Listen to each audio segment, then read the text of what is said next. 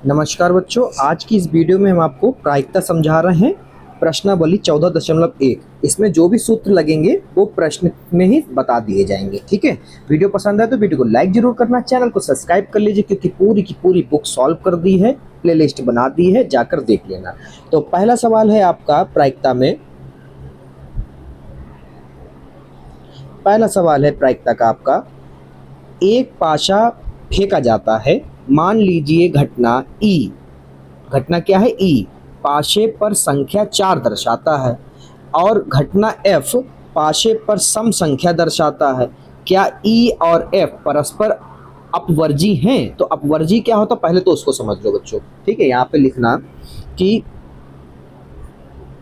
परस्पर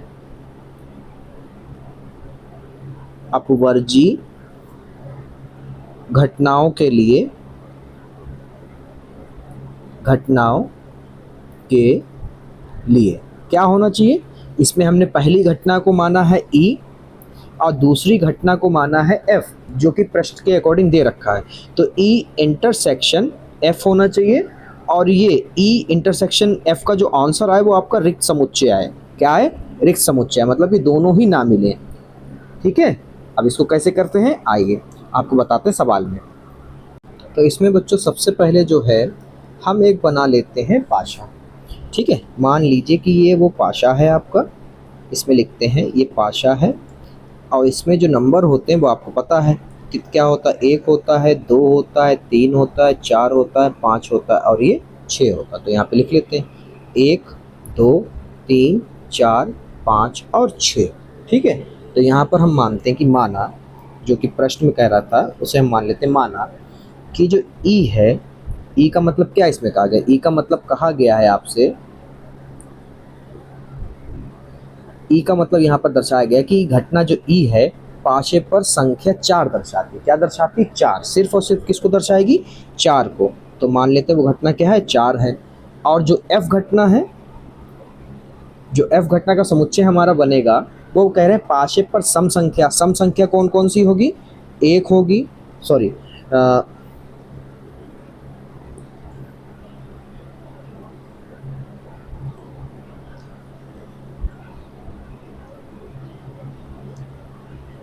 एफ घटना जो होगी, आपके क्वेश्चन में कह रहा कि घटना एफ जो है पाशे पर सम संख्या दर्शाती है। तो सम संख्या हमारी कौन सी है पाशे पे? 2 है, 4 है और 6 है।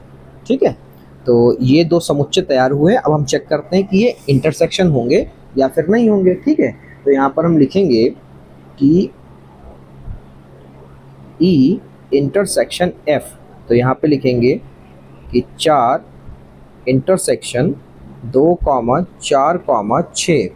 तो यहाँ पर आप देख सकते हैं कि ये आपका जो है यहाँ पर 4 मिल रहा है। क्या मिल रहा है? 4 यहाँ पर है, 4 यहाँ पर भी मिल रहा है। मतलब कि जो एफ वाले समुच्चय हैं उसमें ई का समुच्चय यानी अवयव है। तो यहाँ पर हम लिखेंगे कि ये तो है। तो यहाँ पर हम लिखेंगे कि इसका आंसर क्या है? 4 है। अब तो यहाँ पर हम लिखेंगे कि चूंकि ई इंटरसेक्शन एफ जो है वो रिक्त समुच्चय नहीं आया है। ठीक है, तो यहाँ पर हम लिखेंगे कि अतः ई और एफ घटनाएं परस्पर परस्पर अपवर्जी नहीं है। क्या है? नहीं है। ठीक है, सवाल आपको समझ में आ गया? तो आइए अब आपको सवाल नंबर 2 समझाते हैं, बिल्कुल मक्खन जैसा और बहुत इंपॉर्टेंट होने वाला है पूरी प्रश्नावली के लिए। ठीक है, सवाल नंबर 2 जो है वो है, एक पाशा फेंका जाता है, निम्नलिखित घटनाओं का वर्णन कीजिए। पहला कह रहे हैं कि एक पाशा फेंका गया तो उसमें कितनी घटनाएं हो सकती हैं? आपको पता है 1 2 3 4 5 6, कितनी? कुल 6 हो सकती हैं। ठीक है, तो यहाँ पर हमें कह रहा है कि ए, जो घटना ए है, मतलब जो हम समुच्चय ए मानेंगे, यहाँ पे मानेंगे हल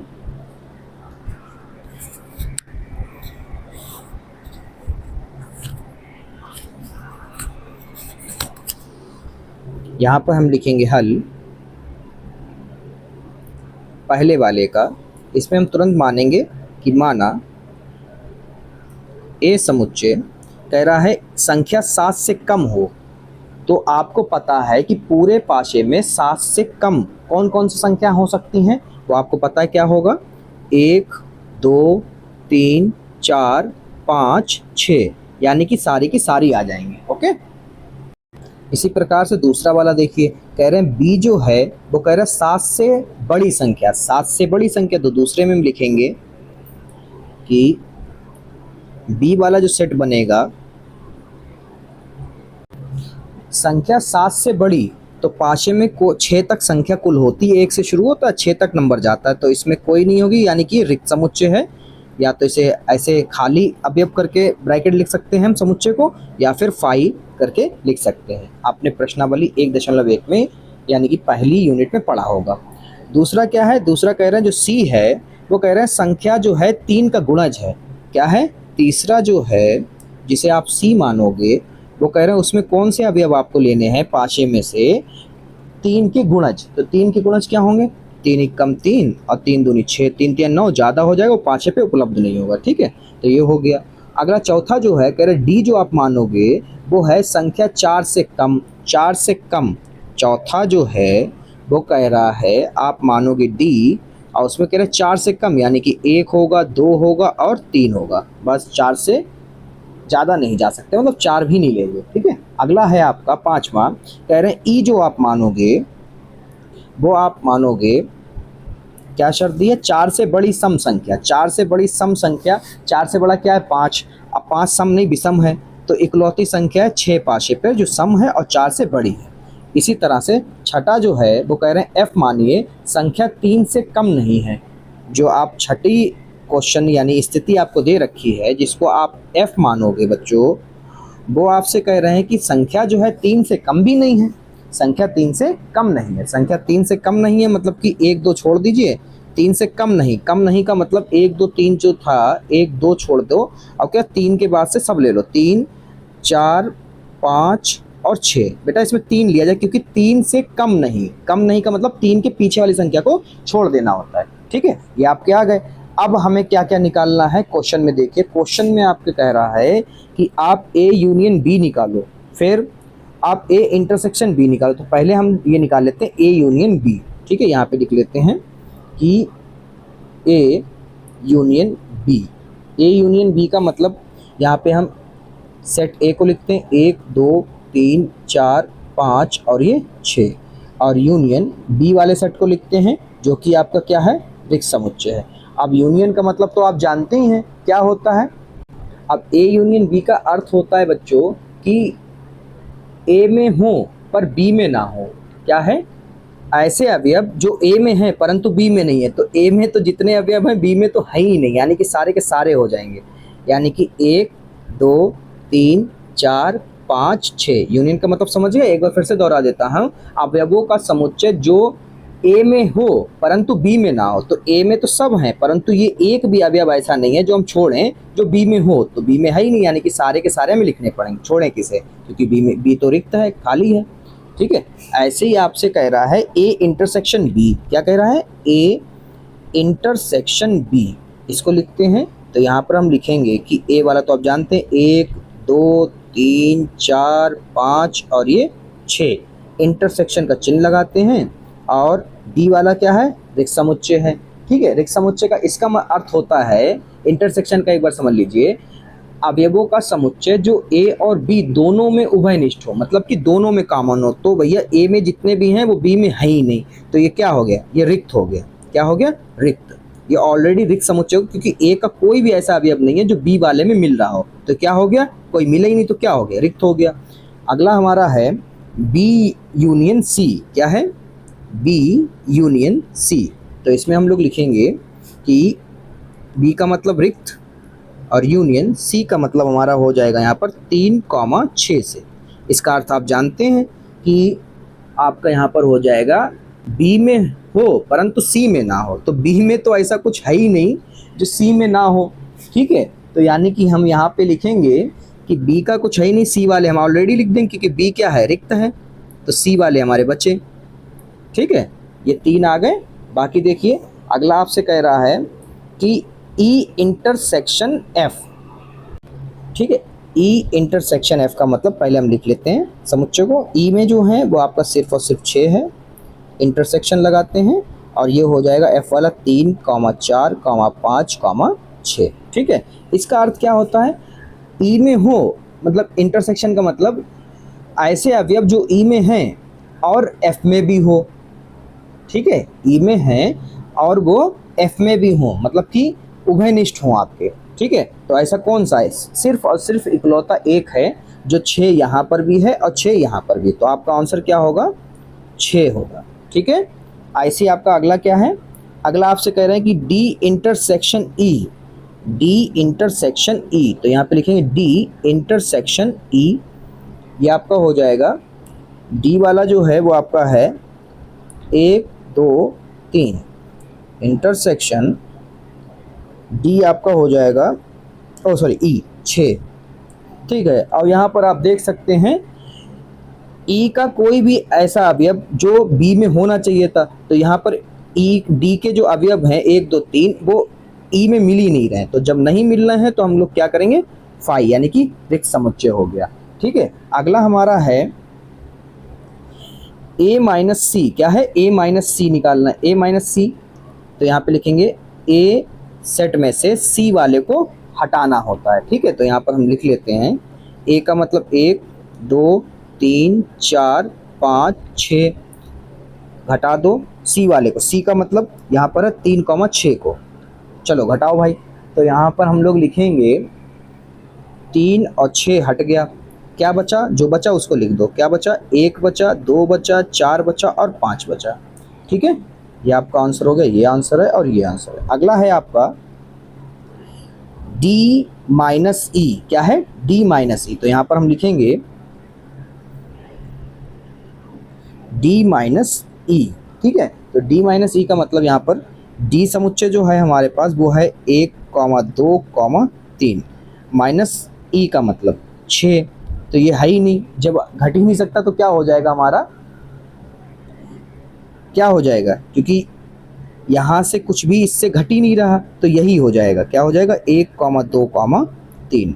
ठीक है, छोड़ रिक्त मत कर देना, यहाँ पे रिक्त नहीं होगा। ठीक है, इंटरसेक्शन में होता है, माइनस में नहीं होता।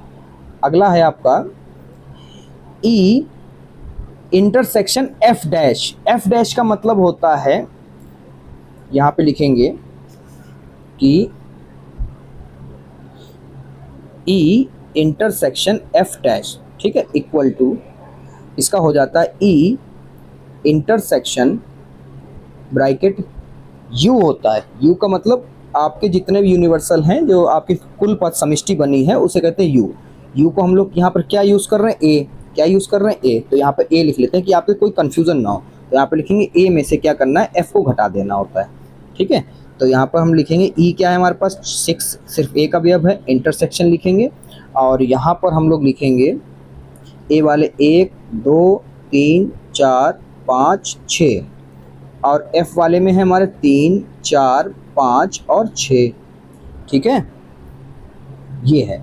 अब यहाँ पर हम लिखेंगे 6 को लिख लेते पहले, इधर वाले को सॉल्व कर लेते हैं। ठीक है, क्योंकि माइनस वाले को लिख लेते पहले, तो यहाँ पर जो है, चलो भाई काट दो, 3 इधर भी है, 3 इधर भी है और 4 इधर भी है, 4 इधर भी है, 5 इधर भी है, 5 इधर भी, 6 इधर भी, 6 इधर भी, तो क्या बचा इधर, इधर बचा आपका 1, 2। चलो इंटरसेक्शन का मतलब समझ लो, क्या 6 जो है इधर एफ वाले में है, तो इधर देख सकते नहीं है, तो नहीं है तो क्या हो जाएगा, 5 हो जाएगा। ठीक है, अगला आपका हो जाएगा जिसमें आपसे कहा गया है कि एफ डैश निकालिए, क्या निकालिए, एफ डैश, लास्ट वाला जो है कह रहे हैं एफ डैश निकालिए। एफ डैश का मतलब आपको पता है यू माइनस एफ होता है, मगर हमने ए माना यहाँ पर सारे पदों को, सारे अंकों को 1 से 6 तक, तो यहाँ पर ए में से एफ को घटा देते हैं। ए का मतलब 1, 2, 3, 4, 5, 6, एफ वाले हैं हमारे पास 1, 2,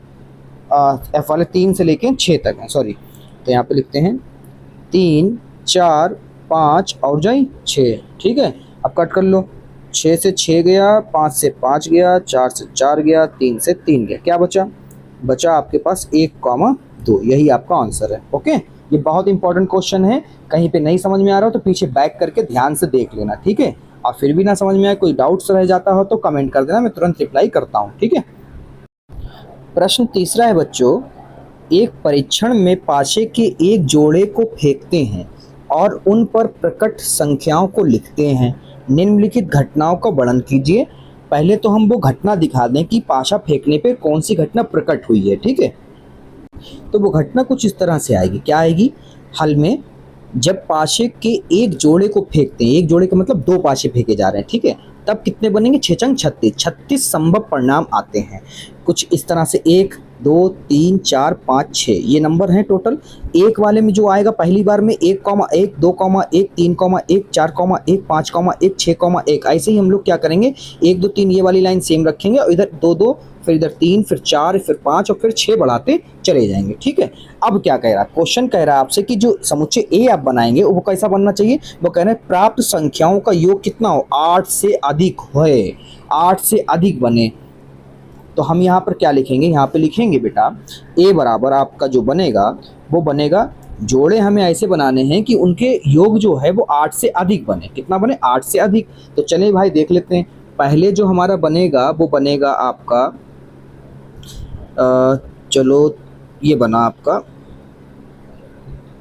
हाँ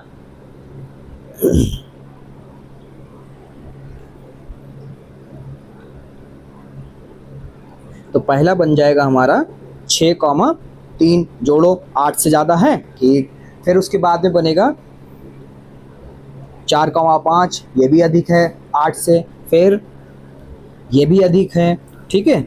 उसके बाद में ये भी अधिक है, ठीक है। फिर उसके बाद में ये भी अधिक होगा और आपका ये भी अधिक होगा, ये भी अधिक होंगे, ये भी अधिक होंगे, ये भी अधिक होंगे, ये भी अधिक होंगे, ठीक है। तो इन सबको हमें लिखना होगा, ठीक है, मतलब कि यहाँ से स्टार्ट हुए सारे लिखने होंगे ऐसे करके, ये लाइन गई, ये लाइन गई और ये लाइन गई, और ये आपने कक्षा 10 में इसको पढ़ा होगा। तो ये सारे के सारे लिखो, 6,3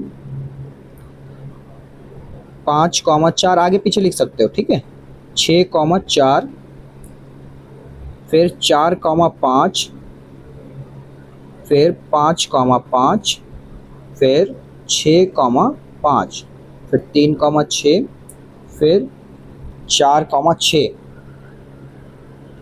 फिर 5,6 और फिर 6,6, सारे लिख गए, 8 से अधिक है योग, ठीक है। अगला देखो, अगला आपसे कह रहा है जो आप बी बनाओगे वो कह रहे हैं दोनों पाशों पर संख्या 2 प्रकट होती है, दोनों पाशों पर संख्या 2 प्रकट होती है। इसका अर्थ है आपका यहाँ पर इस क्वेश्चन को यहाँ पर है कि दोनों पाशों में 2 संख्या प्राप्त हो। अब 2 संख्या प्राप्त हो मतलब कि ऐसे देखो, 2 यहाँ पे 2 प्रकट हो रही है, एक ना एक मतलब 2 आना चाहिए। तो यहाँ पे भी आपका है, यहाँ पे भी है, यहाँ पे भी है, यहाँ पे भी है, यहाँ पे भी है, यहाँ पे भी है, यहाँ पे भी है, ठीक है, मिल गए सब में। और यहाँ पे भी मिल रहा है, यहाँ पे भी मिलेगा आपका, और यहाँ पे भी मिलेगा, यहाँ पे मिलेगा, इतने मिले। तो ये सारे के सारे हमें लिखने होंगे, ठीक है। तो यहाँ पे लिखते हैं, ये बन गया आपका 2,1, ठीक है, फिर बना 1,2, फिर बना आपका 2,2, फिर बना आपका 3,2, फिर बना आपका 4,2, लाइन से लिखते हैं, ठीक है, फिर 5,2 और फिर बना 6,2, फिर बना 2,3, फिर बना 2,4, फिर बना 2,5, फिर बना 2,6, क्या बना 2,6, ठीक है, ये बन गया। अब सी वाला जो हमें बनाना है बेटा, उसमें लिखा है प्रकट संख्याओं का योग कम से कम 7 है और 3 का गुणज है। मतलब दोनों संख्याओं को जब जोड़ो, इन दोनों जोड़ो तो वो कितना बने, 7 से कम बने, अब वो 3 का गुणज भी हो। तो यहाँ पर हम लिखेंगे सी वाला, पहले इसको क्लीन कर लेते हैं ताकि आपको एक एक पॉइंट समझ में आता रहे, ठीक है। तो यहाँ पर हम लिखेंगे बेटा सी वाले में डायरेक्ट बता देते हैं हम, 3 और 6 को जोड़ो। तो यहाँ पर क्या लिखा, कम से कम 7 है, कम से कम 7 मतलब 7, कम से कम 7 का मतलब 7 से ज़्यादा बने, ठीक है, 7 से ज़्यादा बने और 3 का गुणज हो, क्योंकि कम होगा तो कुछ ही संख्याएं आएंगी, ठीक है। तो यहाँ पर कम से कम 7, ठीक है, मतलब 7 से कम नहीं होने, 7 से ज़्यादा चल जाएगा। तो 6 और 3 9, 3 से कट जाएगा, मतलब 3 के पहाड़े में आता है, गुणज है। उसके बाद में 4,5 ये भी जोड़ो, 5 4 9 ये भी कट जाएगा। उसके बाद में 5,4 ये भी हो जाएगा, फिर 6,3 ये भी हो जाएगा, और फिर 6,6 6 6 12 ये भी हो जाएगा, और कोई भी संख्या नहीं है इसमें। अब क्या क्वेश्चन कह रहा है, अब कह रहा है कि इन घटनाओं के कौन कौन से युग्म परस्पर अपवर्जी हैं, ये कह रहा है। तो यहाँ पे हमें अपवर्जी पता 3 मिले हैं, कितने मिले 3। तो यहाँ पे पहले तो हम ए इंटरसेक्शन बी पता कर लेते हैं, अगर फाई आ गया मतलब रिक्त समुच्चय आ गया तो ये अपवर्जी होगा, अन्यथा नहीं होगा। चलो ए और बी को देख लेते हैं। 6,3 इसमें है, नहीं है, ठीक है। 5,4 इसमें है बच्चों, नहीं है। फिर 6,4 है, नहीं है। 5,5 नहीं है, हम पहले चेक कर चुके हैं। एक भी अवयव समुच्चय ए का समुच्चय बी में उपस्थित नहीं है, ठीक है। तो यहाँ पर हम लिखेंगे कि ये ऑलरेडी है, क्या है, ये कथन सत्य है। यहाँ पे लिखेंगे अतः नहीं मिल रहा मतलब रिक्त समुच्चय यानी फाई है, ठीक है, बराबर हो गया वो। तो यहाँ पे लिखेंगे अतः ए और बी परस्पर अपवर्जी घटनाएं हैं, घटनाएं हैं, ओके। अब हमें किसका पता करना, बी और सी का पता करना, बी और सी का। तो यहाँ पे लिखेंगे बी इंटरसेक्शन सी जो है अगर बराबर आ गया फाई का मतलब एक भी ना मिले, बी का एक भी अवयव सी में ना मिले। चलो देखते हैं, ये भी हमें मालूम नहीं होगा। 2,1 नहीं है, 1,2 नहीं है, 2,2 नहीं है, सब चेक कर लो बेटा स्क्रीन रोक कर। अब अभी आपको दिख जाएगा एक भी नहीं है, तो नहीं है तो मतलब ये कथन सत्य हो गया। अब यहाँ पे लिख दो अतः बी और सी परस्पर अपवर्जी घटनाएं हैं, ठीक है। अगला सवाल देखिए बेटा, प्रश्न 4 है, 3 सिक्कों को एक बार उछाला जाता है। मान लीजिए कि घटना 3 चित दिखना है, को ए मतलब 3 चित आए तो ए मानो, से घटना 2 चित आने को एक पट दिखना को बी मानो। मतलब 2 चित हों और एक पट आए तो हम उसे क्या माने, बी माने। घटना 3 पट दिखना, 3 पट दिखने को क्या माने, हम सी घटना मान लें।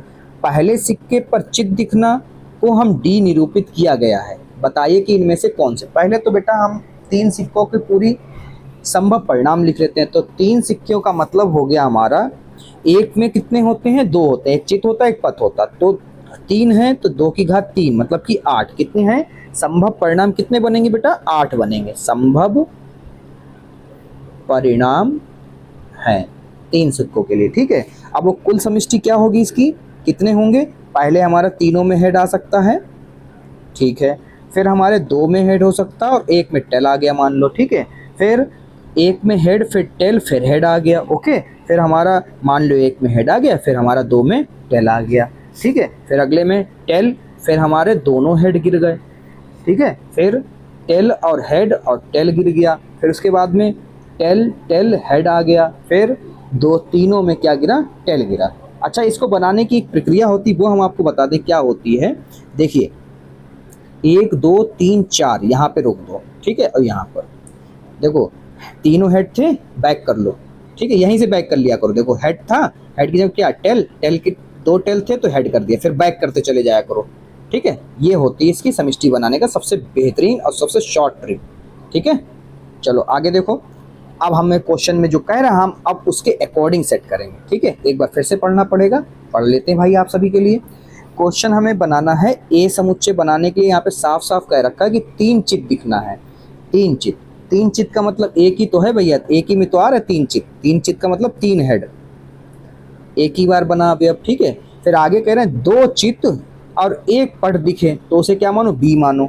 तो यहाँ पे लिख लेंगे आपको कि 2 चित, 2 चित का मतलब 2 बार हेड, कितनी बार दिख रहा है, 1 बार दिखा, फिर हेड टेल हेड दिखा, फिर टेल हेड हेड दिखा, फिर कहीं पे नहीं, ठीक है। और उसके बाद में क्या कह रहे हैं, ठीक है, ये हो गया कम से कम 2 चित और 1 पट। 1 पट का मतलब टेल, चित का मतलब हेड, दिख दिए, ठीक। अब कह रहे हैं सी वाला जो आप मानोगे वो कितने हो, 3 पट हो, पट का मतलब टेल, क्या हो, पट चित, सॉरी तो चित का मतलब हमने आपको बता दिया, टेल, एक ही मिलेगा, ठीक है, समष्टि में। उसके बाद में पहले सिक्के पर चित दिखना को डी मानो, क्या मानो, पहले सिक्के पर चित दिखना, उसे क्या मानो, डी। तो पहले सिक्का जब उछालो तो उस पर क्या है, चित, चित का मतलब हेड, तो पहले में है, ओके, फिर दूसरे में भी है, ओके, हमें पहले वाले से मतलब है, फिर यहाँ पे भी एच दिख रहा है, इसको भी लिख लो, और फिर एच इसमें भी दिख रहा है, इसको भी लिख लो, ठीक है, 4 हो गए, ये बने। अब उसके बाद में कह रहे हैं कि परस्पर अपवर्जी हैं, 4 बने, कितने बने बेटा, 4, चारों के लिए हम चेक करेंगे अपवर्जी हैं या नहीं, यानी कि ए इंटरसेक्शन बी बराबर फाई आएगा, रिक्त समुच्चय आएगा तो ये अपवर्जी होगा, वरना नहीं होगा। ऐसे ही हमें सभी के लिए निकालना है। तो आप लोग स्क्रीन पर नजर रखिए, बहुत सरल सवाल है, अभी हम आपको समझाते हैं, ठीक है।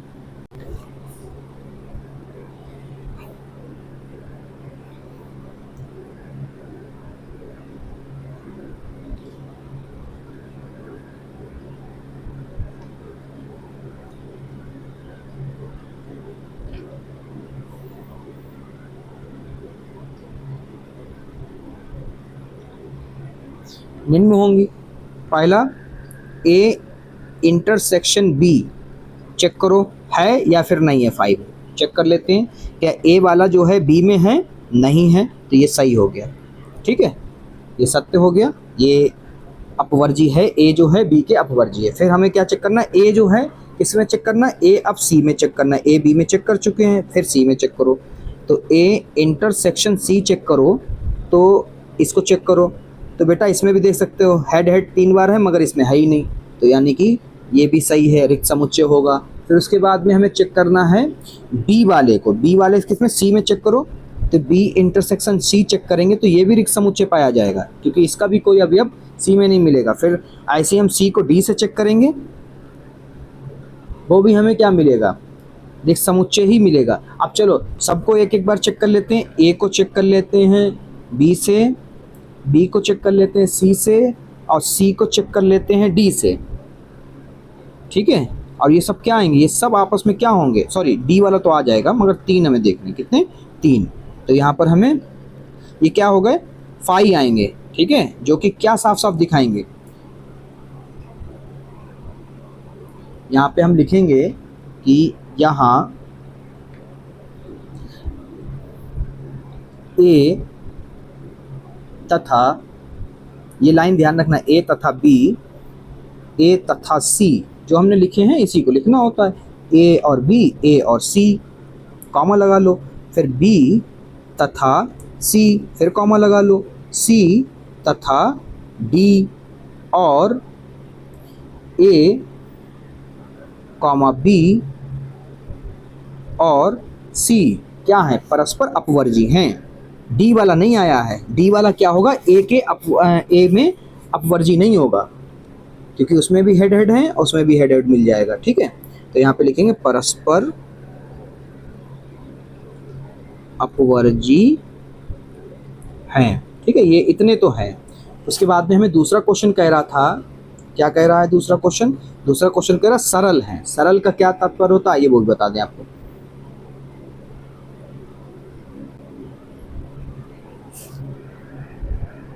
दूसरे क्वेश्चन में कह रहे हैं सरल घटना के लिए क्या होता है, यहाँ पे लिख लो, सरल घटना के लिए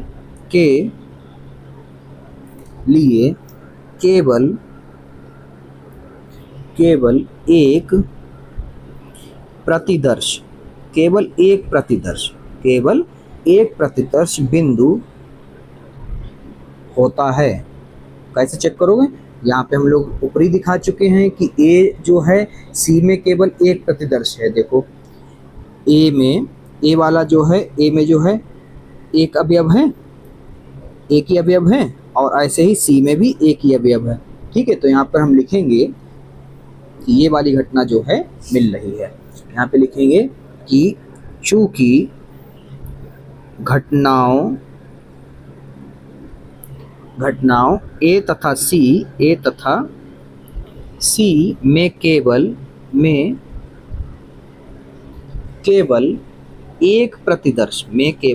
एक प्रतिदर्श बिंदु, ए में क्या है, हेड हेड है तीनों, और बी सी में क्या है, टेल टेल है, ठीक है, केवल एक प्रतिबिंदु प्रतिदर्श बिंदु है। अतः ए तथा सी सरल घटनाएं हैं, ठीक है। तीसरा क्वेश्चन कह रहा है आपसे कि मिश्र हैं। अब मिश्र का क्या तात्पर्य होता है वो भी हम आपको समझा देते हैं, ठीक है।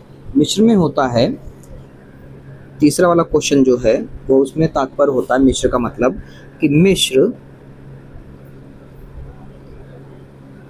घटना के लिए कम से कम दो प्रतिदर्श, कितने, दो प्रतिदर्श बिंदु होते हैं, कम से कम दो हों, चाहे अलग अलग हों मगर दो हों। कितने अवयव हों, दो हों, दो होते हैं। तो ऐसा कौन सा मिल रहा है आपको, मिल रहा है कम से कम, दो से ज़्यादा चल जाएंगे। ये आपको मिला बी और डी, ठीक है, दो मिले आपको। इन्हीं चारों में से पहचानने होते हैं इस वाले क्वेश्चन में। तो यहाँ पे लिखेंगे हम कि चूंकि घटनाओं बी तथा डी में एक से अधिक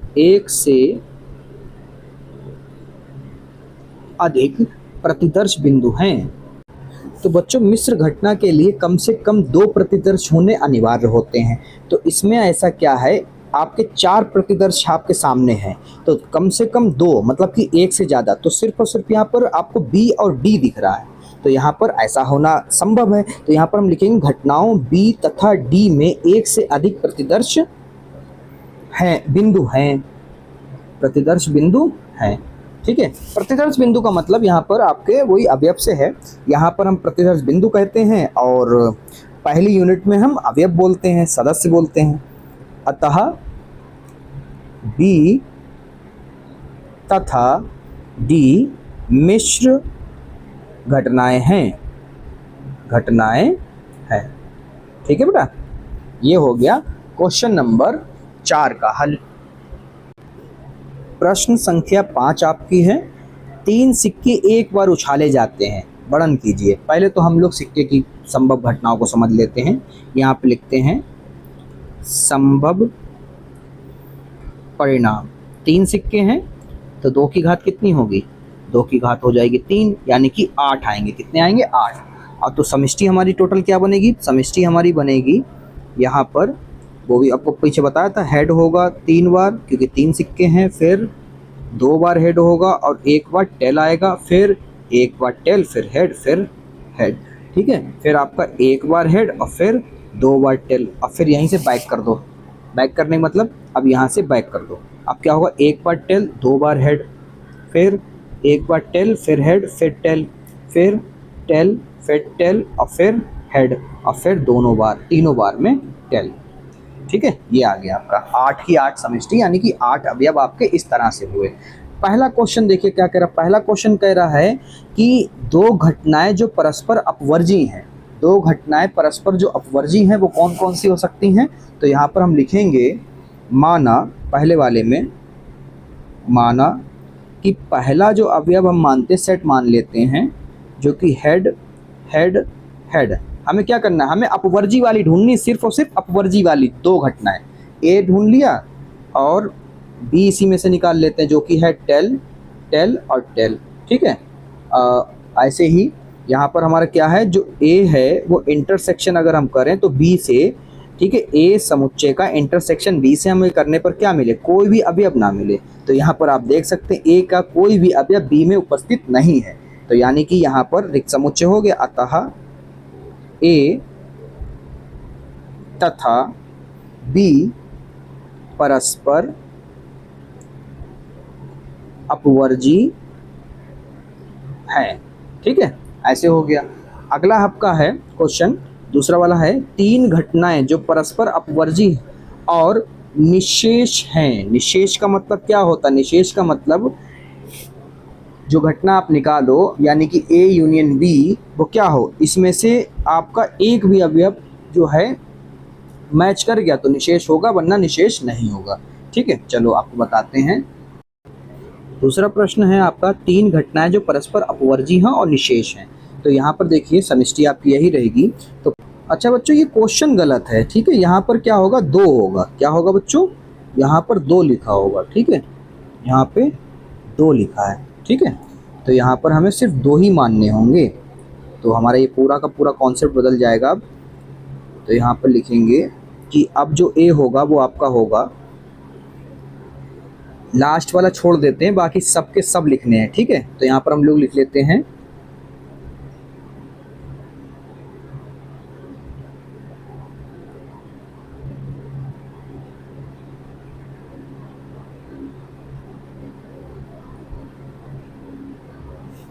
ठीक है। लास्ट वाला क्यों छोड़ दिया, क्योंकि इसी में से तो हमें दूसरा मानना है,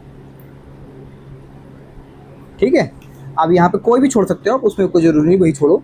तो यहाँ पर हमें देखना है कि परस्पर अपवर्जी के लिए क्या होता है, ए इंटरसेक्शन बी। आप देख सकते हैं पूरे ए में जितने भी अवयव हैं वो बी में, या बी का कोई भी अवयव ए में नहीं है। तो यहाँ पर हम लिखेंगे कि ये क्या आ गया, आपका रिक्त समुच्चय आ गया, जो कि आपका क्या हो जाएगा, परस्पर अपवर्जी होगा। और यहाँ पर एक चूकी करके लिख लो कि ए यूनियन बी जो होता है कुल पूरी समष्टि में, वो लगातार होते ही हैं। कोई भी दो घटनाएं परस्पर निशेष होती ही हैं। ये कथन आप लिख लीजिए, यहाँ पे लिख देते हैं कि दो घटनाएं परस्पर निशेष होती ही हैं, ठीक है। ये तो आपका लॉजिक फैक्ट हो गया। तो यहाँ पर हम लिखेंगे अतः ए और बी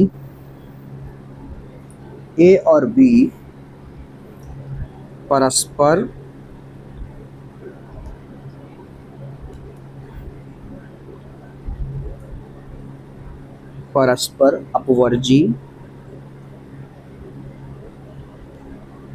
अपवर्जी और निःशेष हैं, ठीक है। ये हो गया।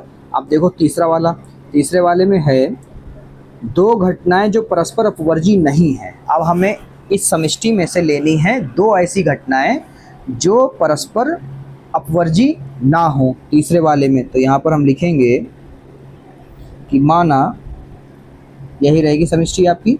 यहाँ पे लिख लेते हैं कि ए बराबर मान लेते हैं अब हेड हेड हेड, तीनों हेड ले लेते हैं। और बी वाले में हम लोग ले लेते हैं हेड हेड हेड और फिर हेड टेल हेड। हमें अपने सहूलियत के हिसाब से लेने होते, ठीक है।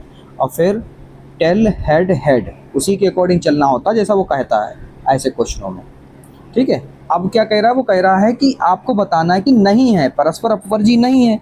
तो नहीं के लिए आप देख सकते हैं कि समुच्चय ए जो है, सेट ए जो है, उसका एक अवयव बी में है। तो यहाँ पर हम लिखेंगे कि ये कथन कौन सा गलत कर देता है कि ए इंटरसेक्शन बी बराबर होना चाहिए था फाई के, बट ये नहीं है क्योंकि ए समुच्चय का जो अवयव है वो बी समुच्चय में उपस्थित है, ठीक है। तो यहाँ पर नहीं हो गया, तो ये कथन हमारा गलत हो गया। तो यहाँ पर हम लिखेंगे अतः ए तथा बी परस्पर अपवर्जी नहीं है, ठीक है।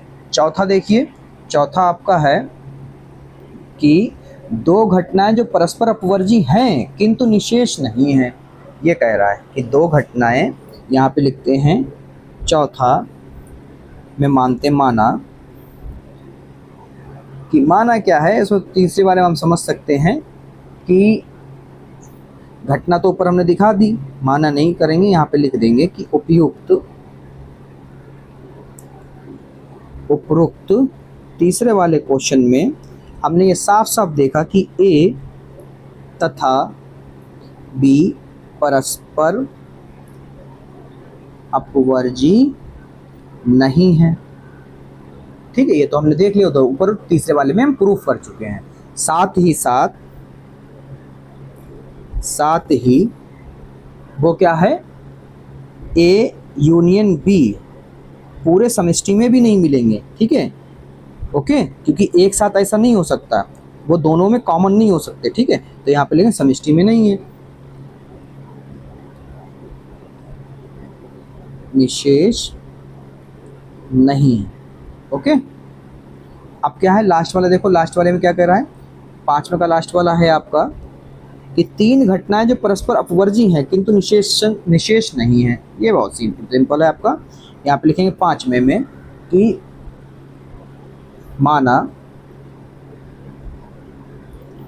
ए बराबर हम मान लेते हैं हेड हेड हेड, ठीक है। फिर उसके बाद में बी वाला हम मान लेते हैं, क्योंकि 3 में है तो सी वाले को हम मान लेते हैं तीनों को टेल टेल टेल टेल, ठीक है। बाकी बचे हुए बी वाले में चले जाएंगे, यानी कि हेड हेड टेल और हेड टेल हेड, फिर टेल हेड हेड, ठीक है। बाकी ए में और बचा हुआ सी में चला गया। अब यहाँ पर हम साफ साफ देख सकते हैं कि जो ए है वो इंटरसेक्शन नहीं है, मतलब बी में, और बी का जो इंटरसेक्शन है वो सी से है। कोई भी एक तीनों के तीनों अवयव किसी में नहीं मिल रहे हैं। ए का ना बी में मिल रहा, बी का ना सी में मिल रहा, सी का ना बी में मिल रहा और ना बी का ए में मिल रहा। तो यहाँ पर हम लिख सकते हैं कि ये रिक्त समुच्चय है ही नहीं। तो यहाँ पर हम लिखेंगे साथ ही साथ A union B union C, ऐसे ये समष्टि के साथ नहीं है। समष्टि में क्या है, समष्टि में, समष्टि का मतलब क्या है, एस का मतलब सब, एस का मतलब ऑल, सभी 8 परिणाम, ठीक है। तो ये सब मिल जाएंगे, सारे के सारे मिल जाएंगे अभी। अब तो उसमें ये कट लग जाएगा, यानी कि ये परस्पर अपवर्जी है परंतु निशेष नहीं है, समझ गए।